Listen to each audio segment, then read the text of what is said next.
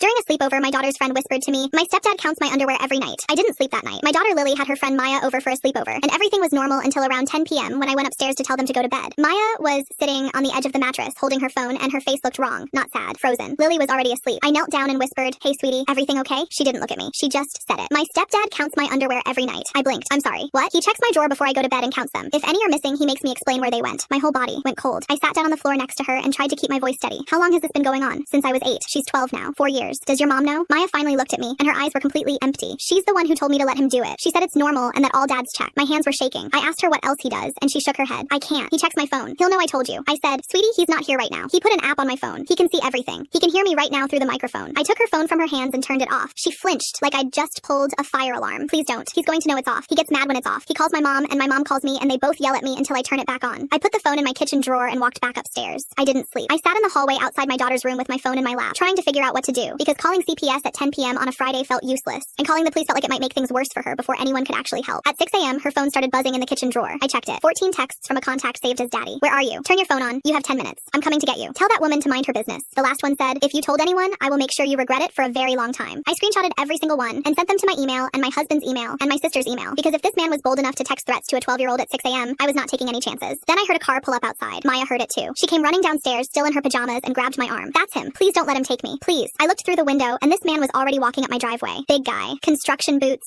Sunglasses at 6 in the morning like some kind of cartoon villain. He knocked on my door so hard my dog started barking. I opened it halfway. "Good morning. I need Maya. She's not ready yet. The girls were up late. I told her to be ready by 6. That wasn't something I agreed to." He tried to look past me into the house. "Maya, get your stuff. Let's go." My husband came up behind me. He's 6'5" and works on oil rigs, so he's not a small man. "Can I help you?" He said it the way men say it when they don't actually want to help you. The stepdad sized him up. "I just want my kid. She's not going anywhere right now." I said it before I even knew I was going to say it. His face changed. Something flickered behind those sunglasses. "Excuse me?" I said, "She's staying here today. We need to talk about some things first." He smiled, the kind of smile that made my skin crawl. "What did she tell you?" "Because that girl lies about everything. She's got problems, serious problems. Her mother and I are dealing with it." I smiled back. "I'm sure you are." Then I closed the door and locked it. He stood on my porch for about 3 minutes. I could see his shadow through the glass. Then he got in his truck and left. I called the police the second his truck was out of sight. Filed a report. CPS was at my house by noon. Maya told them everything in my living room while my daughter sat upstairs with my husband watching a movie, because she didn't need to hear any of it. What Maya described took 40 minutes and 2 different investigators. The female officer stepped outside, and I could see through the window that she was crying. The mom was arrested the same day. She was at work when they got her. According to the officer, she didn't even look surprised. Just asked if Maya was the one who told. The stepdad ran, packed a bag, and drove to his brother's house in another state. They caught him at a gas station 3 days later buying a prepaid phone. Maya has been living with us for 7 months now. She sleeps with her door open and a nightlight on, and she still flinches when my husband walks into a room, but she's getting better. Last week she told my daughter her favorite color was yellow, and Lily painted her whole side of the bedroom yellow that same afternoon. Maya stared at it for a really long time, and then she said, "Nobody ever asked me that before." I had to leave the room because I was not about to fall apart in front of a 12-year-old who needed me to be the steady one. Her trial starts in March.